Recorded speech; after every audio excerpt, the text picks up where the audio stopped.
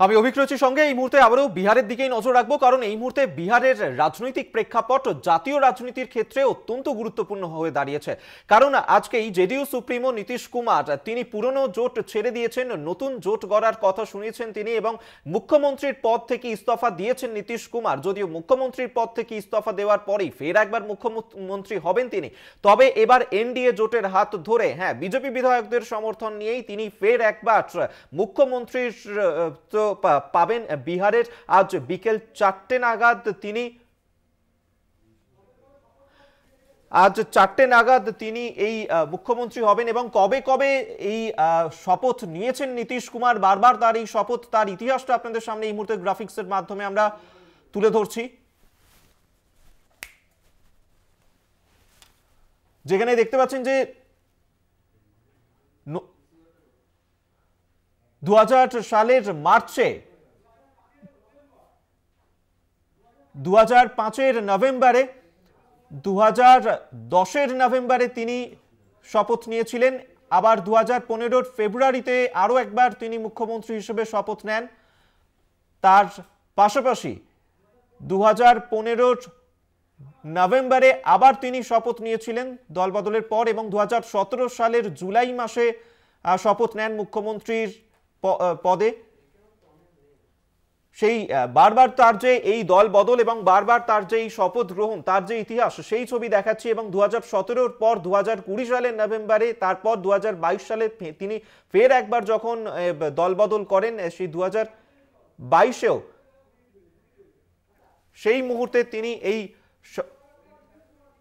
শপথ গ্রহণ করেন। এবং আজ বেলা 11টা নাগাদ তিনি রাজভবনে পৌঁছে যান নিজের ইস্তফা পত্র নিয়ে। এবং ইস্তফা জমা দেওয়ার পর তিনি ঠিক কি জানিয়েছেন শোনাবো আপনাদের। आप सब लोगों को हम बता देते हैं कि आज हमने इस्तीफा दे दिया। समझ गए ना? आज हमने मुख्यमंत्री से इस्तीफा दे दिया और जो सरकार थी उसको भी समाप्त करने का हमने आज गवर्नर साहब को दे दिया। अरे इसलिए नौबत हुई है कि ठीक नहीं चल रहा था, तो इसीलिए थोड़ी परेशान। आप लोग तो हमसे बहुत पूछ रहे थे, हम बीच में बंद कर दिए थे कुछ बोलना, तो हम देख रहे थे। तो वही सब लोगों की राय, अपने पार्टी के लोगों की राय, चारों तरफ से राय आ रही थी, तो हमने सब लोगों की बात को सुन लिया।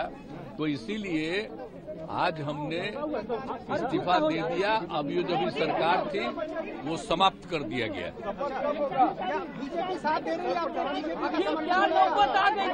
आप गठबंधन को आपको छोड़ना पड़ा?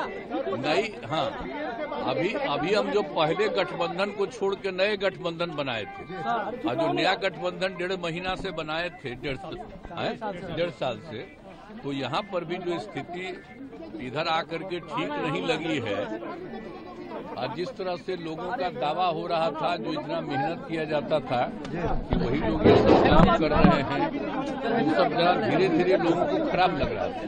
आप सब लोगों को हम बता देते हैं। আপনাদেরকে শোনালাম নীতিশ কুমার তিনি ঠিক কি জানিয়েছেন, অর্থাৎ বারবার এই যে ইন্ডিয়া জোট, তার সেই নিয়েই যে নিজের মনে অসন্তোষ তৈরি হচ্ছিল, তার কারণেই এই সিদ্ধান্ত। আমরা এই নিয়ে কথা বলবো। আমাদের সঙ্গে এই মুহূর্তে টেলিফোনে রয়েছেন আমাদের পলিটিক্যাল এডিটর আশুষ চট্টোপাধ্যায়। আশুষ দা, এই নিয়ে নবমবারের জন্য তিনি মুখ্যমন্ত্রীর পদে আসীন হবেন, কিন্তু মুখ্যমন্ত্রিত্ব ছেড়েই এবার আবারও মুখ্যমন্ত্রীর পদেই শপথ নেবেন তিনি। সামনেই লোকসভা নির্বাচন, সেই নির্বাচনের আগে জাতীয় রাজনীতির প্রেক্ষাপটে দাঁড়িয়ে বিহারের আজকের এই রাজনীতির পালাবদল কতটা তাৎপর্যপূর্ণ? দেখো, প্রথমেই তুমি যেটা বলছিলে খুব সুন্দরভাবে, যে 9 বারের মতো তিনি মুখ্যমন্ত্রী হতে চলেছেন, যদি তিনি মুখ্যমন্ত্রী এবারেও হন। সংখ্যার দিক থেকে যেমন এটা রেকর্ড, তেমনি নৈতিক পতনের দিক থেকেও এটা রেকর্ড। 2020 সাল থেকে 2025 সাল, এই যে 5 বছরের টার্ম বিহার বিধানসভায়, তার মধ্যে তিনি 3 বার জোট পাল্টেছেন।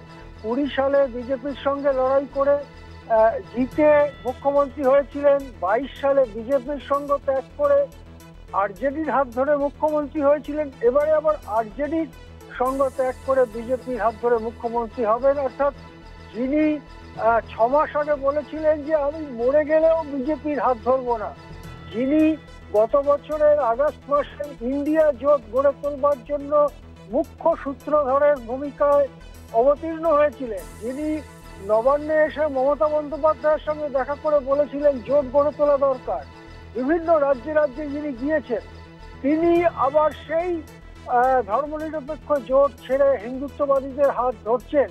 এতে যে রাজনৈতিক নৈতিকতার কোন অধঃপতনে ভারতীয় রাজনীতি যাচ্ছে সেটা দেখে আশ্চর্য হয়ে যাচ্ছে নিশ্চয়ই মানুষ, যে যারা নেতা তাদের কাছ থেকে কতটুকু ভরসা সাধারণ মানুষ পেতে পারে, কার জন্য ভোট দিলাম আর কে সরকার গড়লো, এই প্রশ্ন কিন্তু আজকে সামনে এসে যাচ্ছে।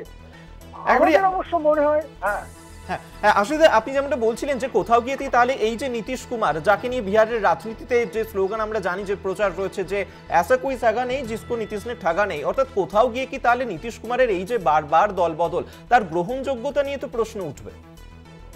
দেখো, নীতিশ কুমার এইবারের যে দলবদলটা করলেন এবং বিজেপির হাত ধরলেন, তাতে নীতিশ কুমারের জনপ্রিয়তার গুরুতর ক্ষতি হয়েছে বলে অনেকে মনে করেন।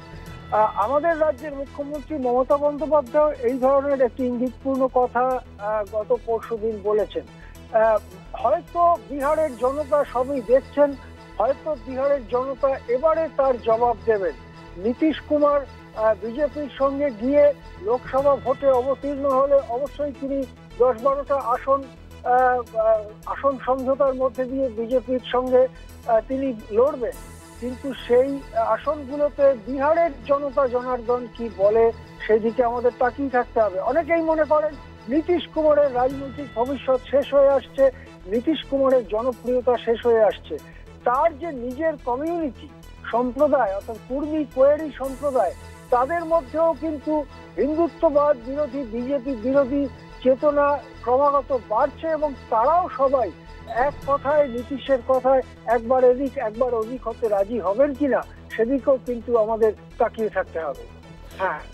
কিন্তু আপাতত ধন্যবাদ আপনাকে। পলিটিক্যাল এডিটর আশিস চট্টোপাধ্যায় আমাদের সঙ্গে টেলিফোনে ছিলেন।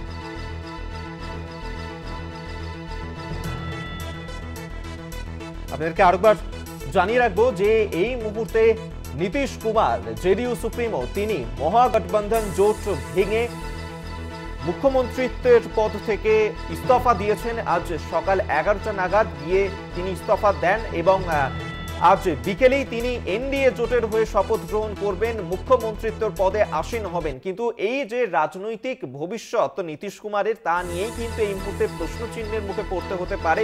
তার যে জনপ্রিয়তা তা কিন্তু ক্রমশই কমতে পারে, এমনটাই কিন্তু রাজনৈতিক মহলের ধারণা। তবে সামনেই লোকসভা নির্বাচন, লোকসভা নির্বাচনের আগে এই মুহূর্তে দাঁড়িয়ে নীতিশের এই পালা বদল তা কিন্তু অত্যন্ত গুরুত্বপূর্ণ হতে পারে, এমনটাই কিন্তু মনে করা হচ্ছে। সেক্ষেত্রে ইন্ডিয়া জোটকে নিয়ে নিজের যে অবস্থান, সেক্ষেত্রে কিন্তু একেবারেই খুশি হতে পারছিলেন না নীতিশ কুমার। আজকে যখন সাংবাদিকদের মুখোমুখি হন এই ইস্তফা জমা দিতে যাওয়ার ক্ষেত্রে, সেক্ষেত্রে কিন্তু সাংবাদিকদের মুখোমুখি হয়ে সেই বার্তাই আরো একবার যেন তিনি জানান। আমরা এই নিয়েই কথা বলেছিলাম, এই নিয়েই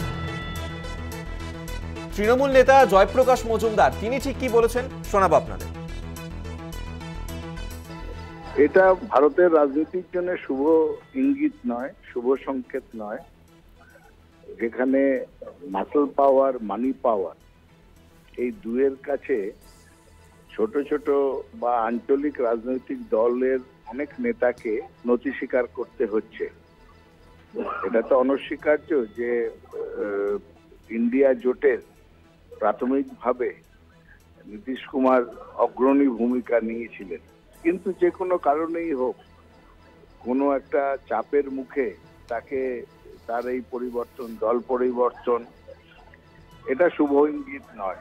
এবং ভারতীয় রাজনীতিতে এই জিনিস নীতিহীনতায় শুধু চাপের মুখে দল পরিবর্তন এটা ঠিক হবে না, বা অ্যালায়েন্সের পরিবর্তন, জোটের পরিবর্তন, ইন্ডিয়া ছেড়ে এনডিএতে যাওয়া, এটা তো স্বাভাবিকভাবেই সবাই বুঝতে পারবে যে বিজেপির চাপে তাকে করতে হচ্ছে। কিন্তু এটাও আর একটা দিক প্রমাণ করছে যে এই পরিস্থিতিতে যে বিশালভাবে বিজেপি তাদের মানি পাওয়ার, মাসল পাওয়ার ব্যবহার করা, ইডি সিবিআই এর চাপ, রাজ্যপালের চাপ, রাষ্ট্রশক্তির চাপ, সেখানে কিন্তু এটা প্রমাণিত যে মমতা বন্দ্যোপাধ্যায় একমাত্র নেত্রী যিনি এই সমস্ত চাপের বিরুদ্ধে বুক চিতিয়ে নীতির ওপর দাঁড়িয়ে লড়াই করছেন।